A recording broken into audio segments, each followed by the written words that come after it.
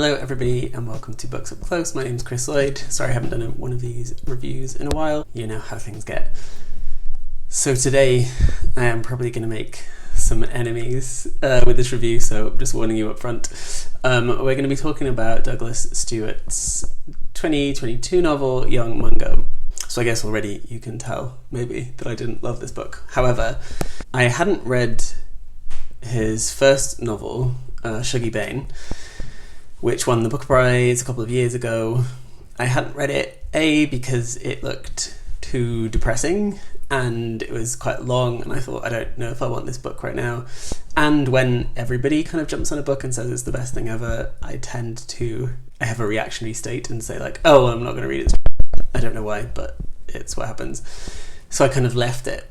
And then Young Mungo came out, and I wasn't going to read it first. I thought, right, now I've got two books, I can read them in order at some point. But my online book group picked it, so I read it. And I read it quite quickly. It's a very readable novel. I'm going to say some good things first. It's very readable, it's very easy to get through. And then off the back of that, I went and read Shuggie, Bain too. So if you don't know much about the novel already, it follows a character of Mungo Hamilton, who is a poor young kid, teenager living in Glasgow in a kind of tenement building, and he lives with his sister and mother and brother. The mum is an alcoholic. She's often kind of absent from the family, so the sister in particular raises Mungo. She's a very kind of caring figure, while the brother is a more harsh, kind of violent, masculine figure who tries to initiate Mungo into this kind of stereotypically male worldview of kind of fights and kind of standing up for oneself and being kind of hyper masculine. And as I say, Jodie, the sister, is the kind of like warm heart of the book. She looks out for Mungo a lot. And the novel is told in kind of two parts. The first part, which is the first chapter we get, is Mungo is going on a fishing trip with two men that he doesn't know to a remote loch in Scotland. So he's kind of going on this bus with these two men who from the get-go are described as kind of very odd, threatening, kind of scary in a way. So it kind of foregrounds stuff that's going to happen. And then that's intercut with the storyline kind of before we get to that point, right? So we're reading this summer that he's at the loch with these two men, and then we're reading the kind of timeline leading up to that. So we know that something happens to make him go off with these two men, and we realise that his mum has asked these two men to take him fishing to make him more of a man, to make him something other than he is. So we already know there's something happening. In the previous kind of timeline, we find out about Mungo fitting in with the family. We get the sense of kind of sectarian violence as his brother Hamish is involved in a gang, a kind of Protestant gang who are fighting the Catholic boys kind of on the other side of the town, on the other side of the city. And as I say, we learn about the mum's alcoholism, her kind of absenting herself, going off with different men, and so on. So we get it's a very realist portrayal of kind of poverty, of kind of an inner city world of hardship and strife. We meet another kind of cast of characters within the kind of tenement building. There's a woman upstairs who's being beaten by her husband. There's an older gay man who lives further down. So Stuart is quite good at kind of fleshing out that it's very kind of socially realist fiction. You know, he's writing in a long tradition of Dickens and these other people kind of way back, and even then the kind of social realism of films like Ken Loach, people like that, right? He's very interested in depicting the social milieu as it is, if you like. But part of the storyline is that Mungo meets a young boy called James in what they call a dovecot or a dovecot, right? He's raising or kind of capturing pigeons and keeping them and looking after them. And these two boys meet, and very quickly they kind of fall for each other, even though James himself is Catholic. So we've already got an illicit romance, right? Mungo isn't allowed to be gay in this world of masculinity. And not only that, he's befriended someone from a different kind of sect. So you've got multiple misalignments, if you like, of what Mungo is supposed to be in this world. So that's the kind of the main storyline. The scenes in the fishing trip at the loch in the countryside are full of tension and threat. I think from the very first couple of pages you know something bad is going to happen, and bad things happen. For me, I felt like these things that happen, I'm not going to tell you what they are, felt overblown. They felt too much. I didn't fully believe them within the context of the storyline. I didn't even fully believe that he would have been sent away with these two men anyway. People have disagreed with me about this, but it doesn't fully ring true in a couple of ways, but without getting into the details, I don't want to ruin anything for you.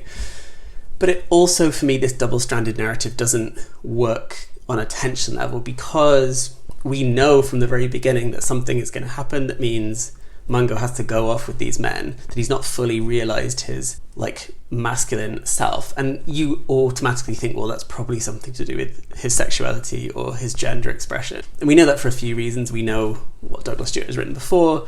The cover of the British version in particular is a very odd choice. I think it does not tell you what's in the book itself. It's from a Wolfgang Tillman photo. The kind of feeling that you get from that photo is not representative of what's in the book.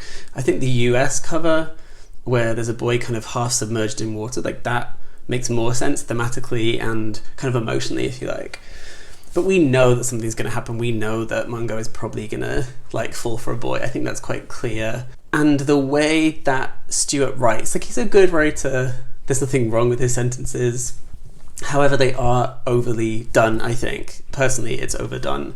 It's overwritten in the sense of him often telling us what to think, right? That's my kind of biggest problem with the book, is that he layers on over and over again what we're supposed to think of the characters, how the characters are feeling, rather than, it's not even the show don't tell thing, right, where he does tell us a lot what people are feeling.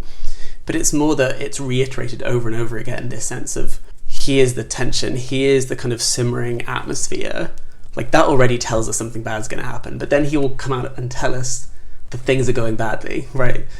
This is really over-reliance of explaining too much, and I don't know if that's a symptom of the realist mode he's writing in, where trying to depict everything kind of clearly as it is means he's overwriting. The other thing is that this book was written before Shuggie Bain, so I don't know whether it is also it is a first novel, even though it came out second, and there may be a first novel-ish element of learning a craft in there.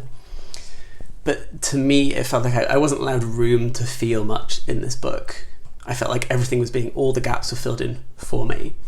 I didn't even feel like the romance between Mungo and James was developed enough. I wanted way more of that.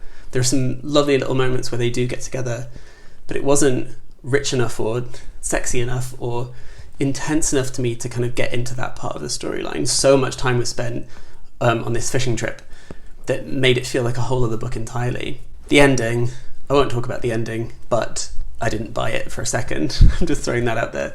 It felt very odd. It felt very incongruous. Didn't love that. So this book wasn't really for me, I don't think. I read it quickly. It was easy to read. It's not bad by any stretch of the imagination. I'm not saying this is a bad book. I just don't think it is the book that everyone has been celebrating. I won't get into my thoughts on Shuggie Bain right now, because I will definitely make enemies and I'll have to hide my identity or something. Because reading that afterwards, I have quite similar feelings about that book, if not stronger. So we're not going to get into them today. Maybe a review for another time, another day. But really, I would recommend this book. I think it's a good book. It's very readable. It's good literary fiction, especially if you're wanting representation of kind of class and religion and kind of queerness. I say queerness, it's not a very queer book. It's about sexuality, but it doesn't do much about queerness, I don't think. But it does some interesting things there, linking up different kinds of identities that we don't always see in fiction. That's not to say we haven't seen them before. There are lots of books out there about working class kind of kids and sexuality and stuff. That does exist, but it is a readable, engaging book, I'll put it that way. But it's just not the one for me, sadly. However, I would love to hear what you think. So please, regardless of how you feel, like this video, subscribe to this channel and click the bell for notifications so you get new videos when they come up. They will come up more frequently, I promise. And then leave me comments, let me know if you agree, if you disagree.